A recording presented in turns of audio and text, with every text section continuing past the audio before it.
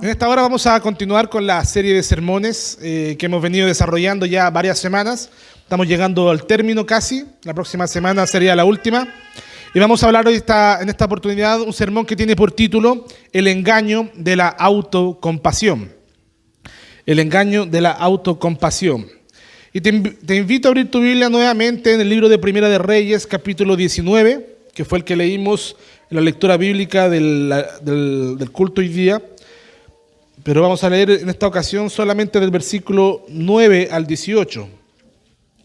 Primera de Reyes 19, 9 al 18. Dice así: y allí, dice, se metió en una cueva donde pasó la noche. Y vino a él palabra de Jehová, el cual dijo: ¿qué haces aquí, Elías? Y él respondió: he sentido un vivo celo por Jehová, Dios de los ejércitos, porque los hijos de Israel han dejado tu pacto, han derribado tus altares y han matado a espada a tus profetas, y solo yo he quedado, y me buscan para quitarme la vida. Él le dijo: sal afuera y ponte en el monte delante de Jehová. Y aquí Jehová que pasaba, y un grande y poderoso viento que rompía los montes y quebraba las peñas delante de Jehová. Pero Jehová no estaba en el viento. Y tras el viento un terremoto, pero Jehová no estaba en el terremoto. Y tras el terremoto un fuego, pero Jehová no estaba en el fuego. Y tras el fuego un silbo apacible y delicado. Y cuando lo oyó Elías, cubrió su rostro con su manto y salió y se puso a la puerta de la cueva. Y aquí vino a él una voz diciendo: ¿qué haces aquí, Elías? Y él respondió nuevamente: he sentido un vivo celo por Jehová, Dios de los ejércitos, porque los hijos de Israel han dejado tu pacto y han derribado tus altares y han matado a espada a tus profetas, y solo yo he quedado, y me buscan para quitarme la vida. Y le dijo Jehová: ve, vuélvete por tu camino, por el desierto de Damasco, y llegarás y ungirás a Hazael, rey de Siria. A Jehú, hijo de Nimsi, ungirás por rey sobre Israel. Y a Eliseo, hijo de Safat, de Abel Meolá, ungirás para que sea profeta en tu lugar. Y el que escapare de la espada de Hazael, Jehú lo matará. Y el que escapare de la espada de Jehú, Eliseo lo matará. Y yo haré que queden en Israel 7,000 cuyas rodillas no se doblaron ante Baal y cuyas bocas no lo besaron. Hermanos, aquí tenemos un contexto en el pueblo de Israel, ¿verdad? En el Antiguo Testamento, después de que el reino de Israel se dividió en dos reinos, el reino del norte y el reino del sur. El reino de Israel con capital en Samaria, ¿verdad? El reino del sur, el reino de Judá con capital en Jerusalén. Eliseo, ¿verdad? En el reino del norte estaba reinando en ese tiempo Acab con su esposa Jezabel, que eran déspotas, ¿verdad? Eran idólatras y mataban a los profetas del Señor. Ese es el contexto histórico en el que se encuentra, Elías completamente abatido en su interior. ¿Ya? Y desde que comenzamos esta serie de sermones sobre el sufrimiento, vamos a hacer una pequeña retroalimentación, hemos visto que las tormentas no son extrañas en la vida cristiana, en la vida del creyente. Y aquí vemos nuevamente esa realidad. No son extrañas en la vida del creyente las tormentas, ni tampoco son señales de que Dios abandona a sus hijos, de que Dios abandona a los creyentes. Eso mismo lo vemos también cuando Jesús no dejó en la barca a los discípulos a la deriva, ¿verdad? Sino que Él estaba con ellos. Aprendimos que Jesús y la tormenta no son excluyentes. O sea que muchas veces Dios ordena el sufrimiento como parte de su diseño santo, de su propósito santo, para formar carácter, para profundizar raíces o para despertarnos de un letargo espiritual en el que nos podamos encontrar. Hemos hablado también de la compasión de Cristo hacia nuestras debilidades y de cómo Él no desecha al creyente en sus debilidades ni cuando tambalea, sino que lo afirma con su gracia, porque Él es el sumo sacerdote que sí puede compadecerse de nosotros. Pero hoy queremos ir un poco más profundo en algo que suele anidarse en el corazón justo después del golpe. Estoy seguro que todos nosotros hemos recibido golpes que nos han pillado de improviso y que nos ha costado resolver después de haberlo recibido. Nos ha costado deshacernos de esas heridas, ¿verdad? De esa desesperación, de ese letargo. Después del cansancio, después del abandono, Después de la decepción, de la traición, hay algo que puede parecer legítimo e inclusive comprensible, pero que es altamente destructivo para el alma. Me refiero a la autocompasión. Me refiero a la autocompasión. No me refiero al legítimo dolor que compartimos con Dios, sino a ese estado en que la persona comienza a creer que su dolor lo define todo. La autocompasión, hermano, es el corazón torcido.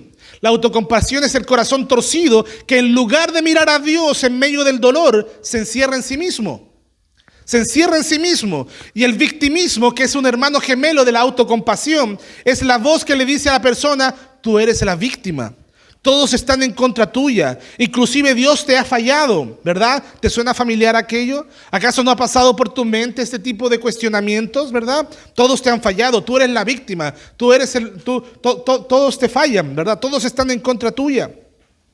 Cuando nos vamos al Evangelio de Marcos, en el capítulo 4, en el contexto de la barca y los discípulos, vemos que los discípulos en la barca no solo tenían miedo, sino que también estaban reclamándole a Jesús. Le reclamaban con una frase que suena inclusive como un grito de víctima a lo mejor. ¿No tienes cuidado que perecemos?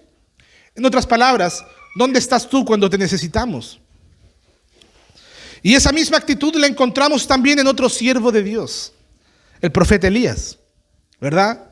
Que hemos leído aquí en Primera de Reyes. Un hombre valiente. Alguien puede decir que Elías no era un hombre por lo menos colérico, ¿verdad? Un hombre que era impulsivo, un hombre absolutamente valiente, que no le temía nada, ¿verdad? Pero de un momento para otro la escena cambia tan radicalmente como cambian también nuestras emociones, que de un momento de estar batallando contra los profetas de Baal, lo encontramos escondido en una cueva, muerto de miedo. Un hombre que fue valiente. Un hombre que fue usado poderosamente, pero que después de la tormenta quedó derrotado por dentro. Se encerró en una cueva repitiendo una y otra vez. Lo leímos 2 veces. Él dice: solo yo he quedado y me buscan para matarme. Solo yo he quedado y me buscan para matarme. Hoy Dios quiere hablarnos allí mismo. No en la cima de la victoria, no sé en qué lugar nos encontremos, ¿verdad? O capaz que en algún momento nos hallemos en ese momento, y esta palabra será muy útil para esa ocasión, sino en la cueva emocional donde nos escondemos tras la queja y tras el desánimo. Nos escondemos en una cueva. Hay personas, hermanos amados, que cuando están en conflicto, lo primero que hacen es esconderse del mundo.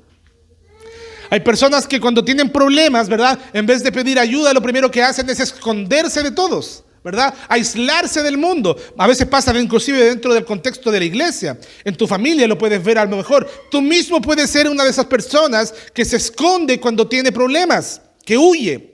Y hoy día quiere hablarnos el Señor en ese contexto. Y en ese sentido te invito, hermano amado, a que veamos como un primer punto que la tormenta puede nublar nuestra visión de Dios.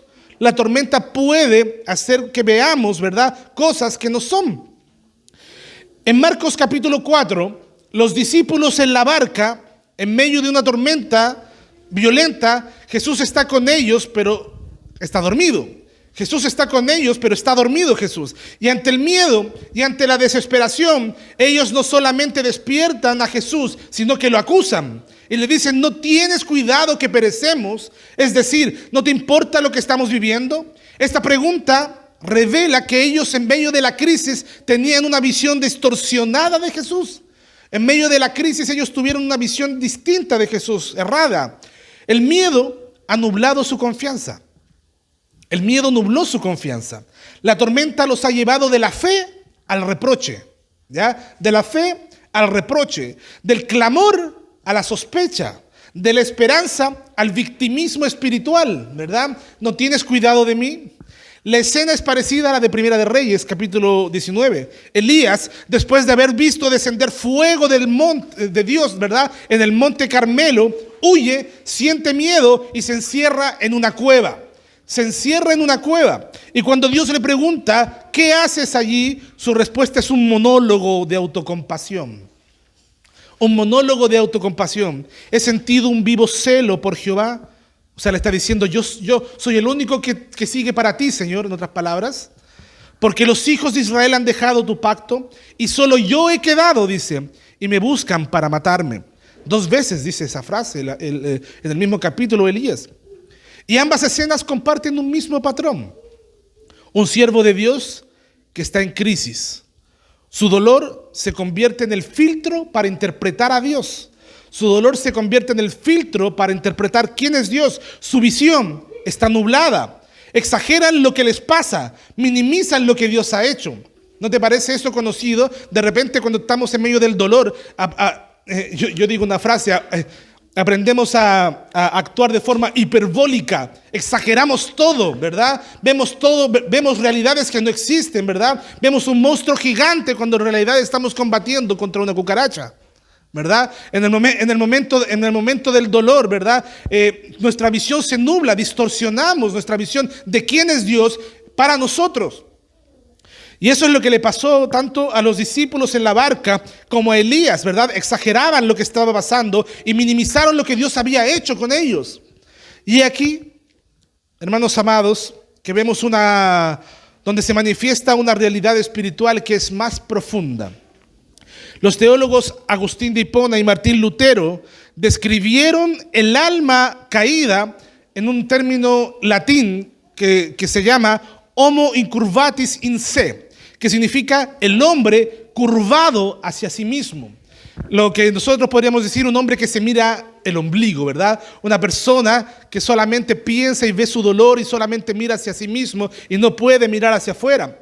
¿Cuál es el diagnóstico, hermano?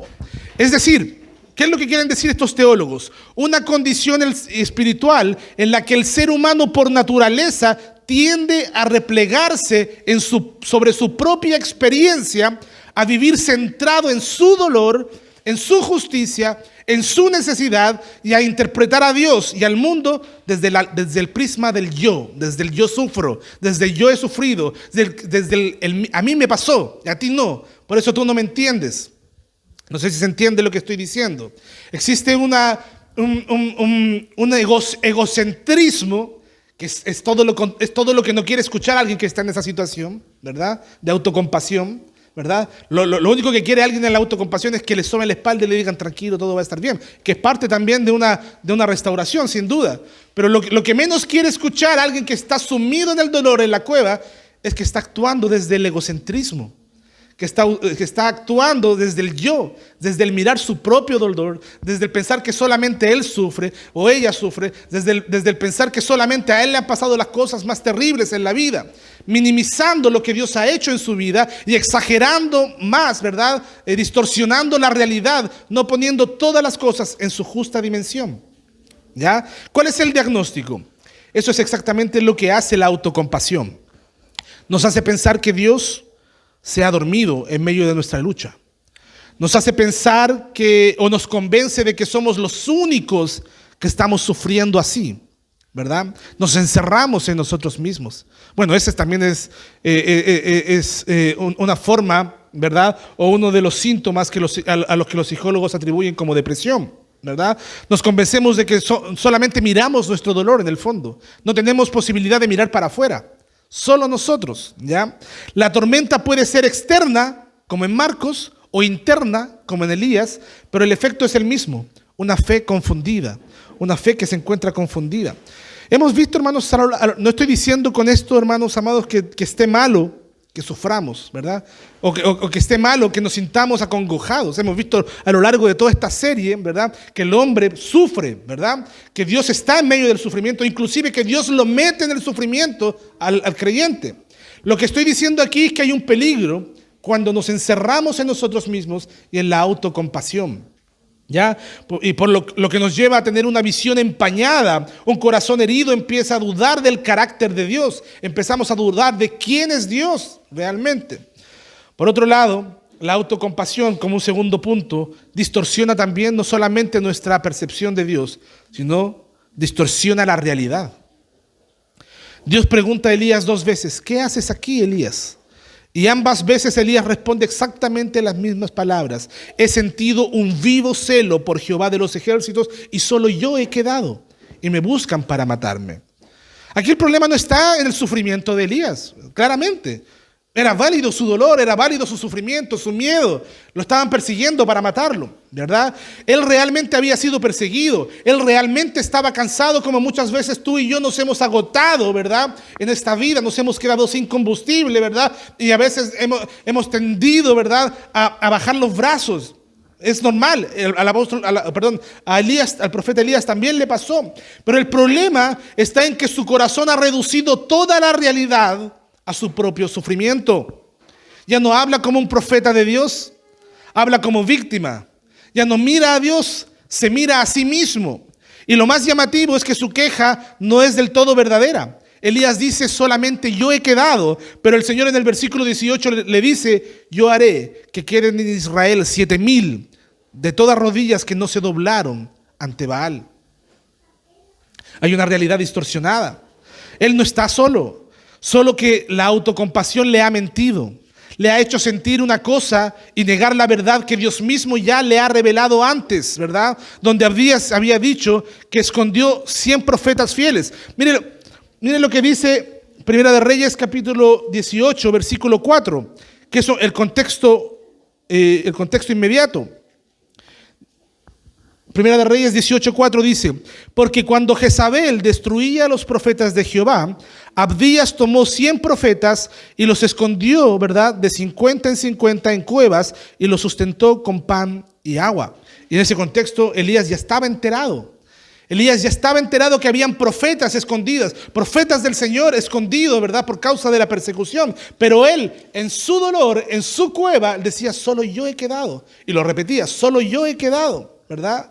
Hermanos amados, esto es lo que hace la autocompasión cuando se arraiga en el corazón, ¿verdad? Exagera el problema, minimiza la gracia de Dios, minimiza el amor y el perdón de Dios. ¿Te ha pasado que no puedes perdonarte a ti mismo?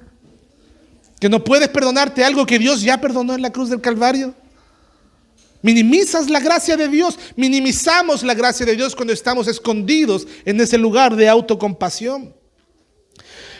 Hermanos amados, la autocompasión borra la memoria espiritual, en el sentido de que no nos acordamos de todas las bondades de la gracia de Dios. Por eso el salmista en el Salmo 103 dice: bendice alma mía a Jehová y no olvides ninguno de sus beneficios, porque en medio de la cueva nos olvidamos de los beneficios que Dios nos ha dado. En medio de la cueva tenemos ¿verdad? Tenemos amnesia, ¿verdad? Amnesia selectiva. A veces recordamos solamente lo malo y no lo bueno. Recordamos solamente las cosas malas que nos han pasado. También la autocompasión nos aísla y crea una narrativa donde yo soy el centro incomprendido y los demás, inclusive Dios, me han fallado. Yo soy el incomprendido y todos los demás, incluyendo a Dios, me han fallado. El dolor legítimo se transforma en una burbuja de mentira que oscurece la fe. Piensa en un viajero perdido en el desierto, ¿verdad? Un viajero perdido en el desierto, el cual puede llegar a ver un espejismo. En el desierto será ese fenómeno, de verdad, por el calor, ver espejismo. Creer ver agua donde no la hay, ¿verdad? Y este viajero sigue caminando en esa dirección, ¿verdad? Y si lo hace, seguramente morirá, ¿verdad? Porque la imagen es real para él, pero es falsa en sí misma. Así es la autocompasión, ¿verdad? Parece verdadera porque refleja un sentimiento profundo, pero es falsa cuando distorsiona lo que Dios ha dicho, ha hecho y ha prometido. Por eso nosotros cantamos recientemente en el último himno que cantamos antes del sermón, ¿verdad? Tus promesas son mi único sostén, ¿verdad? Las promesas de Dios en la palabra son nuestro sostén. Y cuando nosotros dejamos de mirar la palabra del Señor, empezamos a ver espejismos, ¿verdad? Nos empezamos a encerrar a nosotros mismos. Juan Calvino, en su comentario sobre los Salmos, dijo lo siguiente: cuando nuestros dolores se vuelven el filtro por el cual miramos a Dios, inevitablemente terminamos por imaginar que Él es injusto o indiferente. Pero la fe debe aprender a mirar más allá del dolor, hacia el rostro de Dios, ¿verdad? Cuando nuestros dolores se vuelven el filtro con el que miramos a Dios, empezamos a hacer una mala interpretación de todas las cosas, ¿verdad? Tal vez tú también has llegado a creer cosas como: nadie me entiende, siempre me pasa lo mismo, estoy yo solo, ¿verdad? Dios está bendiciendo a todos menos a mí. Estas frases, aunque nacen del dolor, no son la voz de Dios.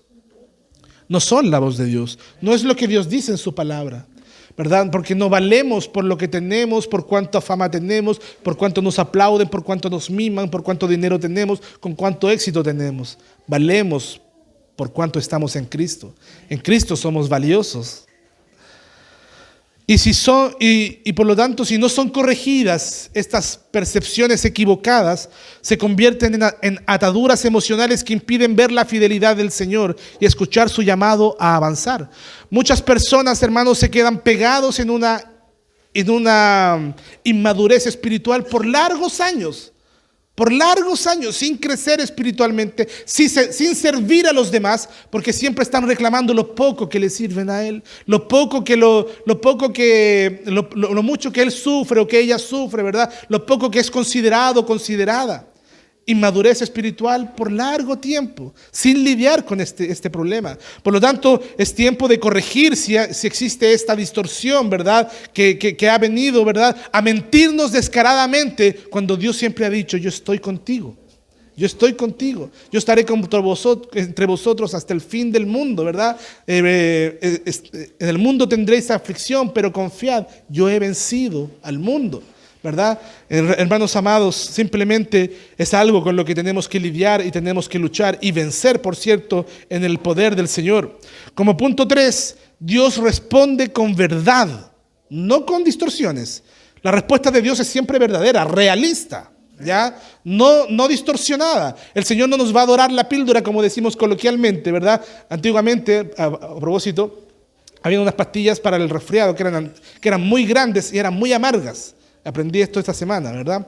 Y para que pudieran pasarla y tragarla sin tanta dificultad y sin tanta amargura, lo prendían al sartén para dorarla, ¿verdad? Y así era más pasable, más digerible. De ahí el dicho, dorar la píldora, ¿verdad? Pero en todo caso, hermanos amados, el Señor no va, en otras palabras, no nos va a apoyar en nuestra visión distorsionada de la realidad.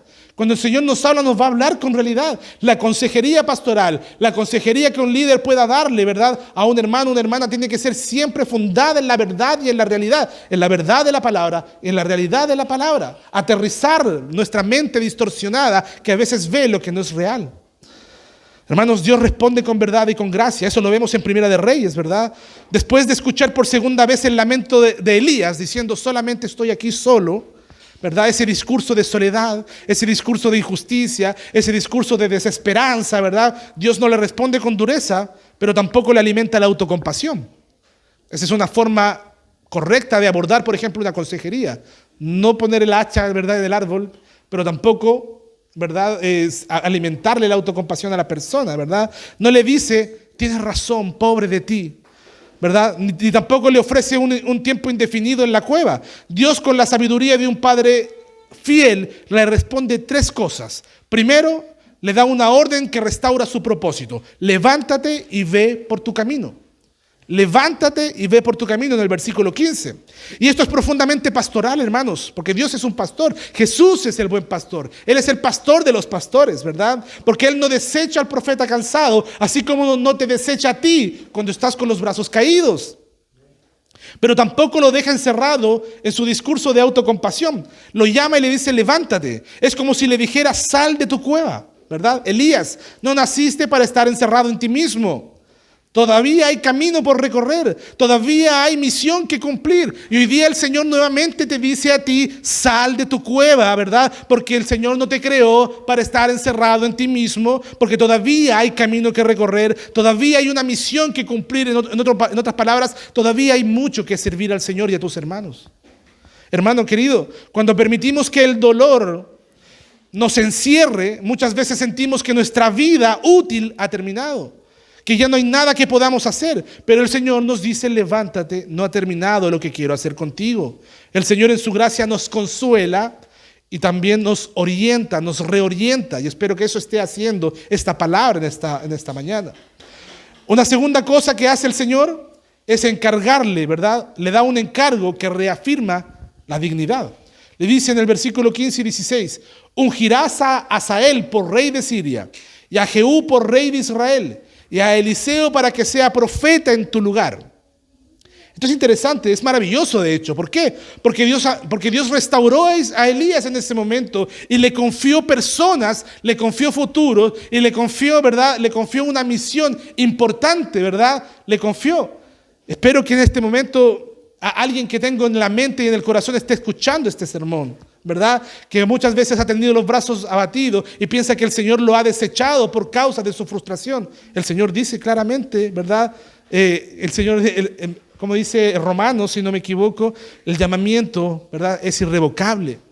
El llamamiento a servir al Señor es irrevocable. Los dones son irrevocables. Hermano amado, el Señor te muestra, ¿verdad?, que tu vida sigue siendo un instrumento en las manos de un Dios soberano. Y esto no ocurre cuando Elías está fuerte necesariamente, sino cuando está quebrado, cuando está agotado, cuando está desesperanzado.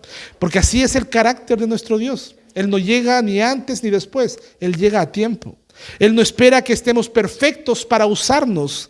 No, nos encuentra en nuestra cueva, ¿verdad? Nos habla con la verdad aunque duela, y nos vuelve a enviar con un propósito. Si tú te has encerrado en ti mismo por causa del dolor, escucha esto: Dios no ha terminado contigo, ¿verdad? Él sigue confiándote tareas, Él sigue confiándote la misión de servir a tu prójimo, Él sigue confiándote la misión de servir en la iglesia en la que el Señor te ha puesto. Aún quiere que te preocupes por otros, aún quiere que disipules a otros, que intercedas, que edifiques a otros, ¿verdad? No eres una víctima olvidada, eres un siervo redimido, y espero que puedas entender esta gloriosa verdad. Por último, una tercera cosa que hace el Señor con Elías en este pasaje es le da una corrección que sana su perspectiva. En el versículo 18 le dice: y yo haré que queden en Israel 7,000 que no doblen sus rodillas ante Baal. Por lo tanto, Dios desmonta con una sola frase todo el discurso deformado de Elías. Dije deformado, no reformado. Todo el discurso deformado de Elías. Él creía que estaba solo, ¿verdad?, encerrado en sí mismo. Pero Dios le muestra que su percepción era falsa. Había miles que no habían doblado rodilla. Y nosotros, en medio de un mundo, hermanos amados, apóstata, en medio de una iglesia contemporánea en la que vemos apostasía en muchas partes, Dios guarda un remanente fiel que no dobla sus rodillas ante el sistema, hermanos amados, que no dobla sus rodillas ante el mundo, que sigue predicando a un Cristo crucificado, que sigue predicando un evangelio cristocéntrico, ¿verdad? Por lo tanto, también es atingente a nosotros en ese sentido. Gracias al Señor porque nos ha reservado, ¿no?, y nos preserva hasta la muerte. Hermanos amados, y así también trabaja el Señor con nosotros cuando decimos que nadie me entiende, soy el único que sufre así, Dios me dejó solo. Lo que hace el Señor es venir y decirnos con firmeza y con ternura: eso no es verdad. Yo he reservado un pueblo, yo he preservado un pueblo, yo he obrado más allá de lo que ves, yo he sido fiel, aunque no lo percibas. Como dijo John Newton, ¿verdad?, el creador del himno Sublime Gracia, dijo: todo lo que Dios permite en nuestras vidas es medicina, aunque a veces tenga sabor a veneno. Aunque a veces tenga sabor a veneno, es verdad. Para concluir este sermón, hermano amado, hermana amada, Elías era un gigante de la fe. El profeta Elías fue arrebatado en carros de fuego, ¿verdad? Un siervo fiel. Y sin embargo hubo un momento en que su alma no aguantó más. Se escondió en una cueva, quiso morir y dijo que estaba solo y que ya no podía seguir. Ese era Elías, ¿verdad? Pareciera que de la gloria pasó al polvo en un instante. Y entonces, desde el Nuevo Testamento, el apóstol Santiago nos dice algo profundamente esperanzador. En Santiago capítulo 5, versículo 17 dice: Elías era un hombre sujeto a pasiones semejantes a las nuestras. Y eso significa que podemos identificarnos con él, que sus lágrimas, su cansancio, su lucha interna también son nuestras luchas. También nos cansamos, también luchamos, también lloramos de repente, ¿verdad? Y Elías no era de otro tipo de barro, no era de un barro especial, ¿verdad? Romanos 9 dice que de una misma masa el Señor hizo a todos nosotros. Hizo vasos para honra y para deshonra. Tú y yo, al igual que Elías, somos vasos de honra, hermano amado, hermana amada. Era como tú, era como yo, Elías, y sin embargo Dios no lo desechó. No por ser fuerte, sino porque el poder de Dios se perfecciona en medio de la debilidad. La cueva donde donde Elías se encerró era una cueva real, literal, pero también fue el lugar donde Dios lo buscó, le habló y lo envió. Y ese mismo Dios se ha revelado en plenitud en su Hijo Jesucristo. Ese mismo Dios que se reveló a Elías se ha revelado a nosotros en Cristo Jesús. Y Cristo, por lo tanto, no solamente comprende tu debilidad, sino que Él llevó sobre sí tu debilidad.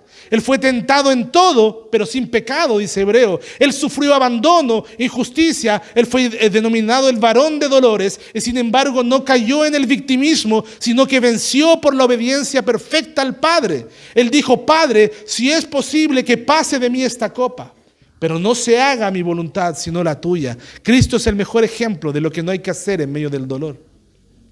Cristo nos encerró en la cueva del yo, ¿verdad? Jesús, un hombre con rostro de hombre, con manos de hombre, con pies de hombre, ¿verdad? Como tú y yo, nos encerró en la cueva. Y por eso puede sacarte de allí a ti, ¿verdad?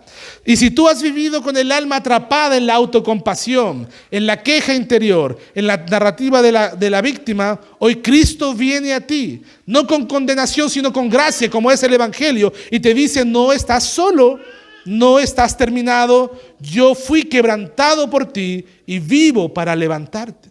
Y si estás lejos de Dios por causa del dolor, y si tu corazón se ha enfriado en medio del sufrimiento, hoy es el momento de regresar nuevamente.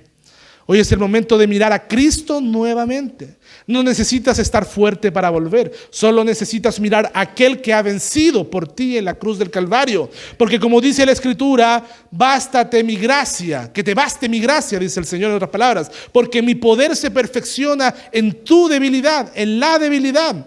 Elías volvió a ser útil en las manos de Dios cuando dejó de mirarse como víctima y comenzó a mirar nuevamente al Señor. Cuando aceptó la verdad divina por encima de su propia narrativa herida. Ahí fue que recibió un nuevo llamado, una nueva misión, una renovada gracia para servir a otros. A veces pasa que la gente viene dañada de iglesias, ¿verdad? La gente de repente viene dañada de iglesias y le cuesta volver a comprometerse, a servir, ¿verdad?, al Señor. El Señor te dice en esta hora nuevamente, ¿verdad?, que debes aceptar su verdad por encima de la narrativa herida en la que has vivido. Y eso mismo puede hacer el Señor hoy contigo. Tu historia no termina en la cueva, termina de pie, con Cristo, caminando en fe y sirviendo con esperanza. Y te dejo un pequeño bocado antes de terminar. El último punto de las doctrinas de la gracia es la perseverancia de los santos, o como alguien podría llamar, mejor dicho, la preservación de los santos, porque si bien es cierto somos nosotros los que perseveramos, lo hacemos en virtud de que Dios nos preserva hasta el final. Dios ha permitido que hasta el día de hoy estemos firmes en la fe. Y si algún tiempo estuvimos en el valle de lágrimas, en el valle de sombra y de muerte, ¿verdad? El Señor lo permitió y hoy día estamos aquí, es simplemente porque Dios nos ha preservado y sin duda lo hará hasta el final. Él nos sostendrá hasta el final, porque Él es fiel y justo, hermanos amados. Su palabra dice en el libro de Filipenses, ¿verdad?, que aquel que comenzó la buena obra será fiel en terminarla. La obra no es tuya, tú no te autoconstruyes, es Dios quien te está construyendo. Por lo tanto, aquel que empezó a construir tu vida espiritual, aunque haya pasado mucho tiempo, será fiel en terminarla. Soli Deo Gloria, solo a Dios la gloria. Pongámonos de pie, oremos al Señor, por favor.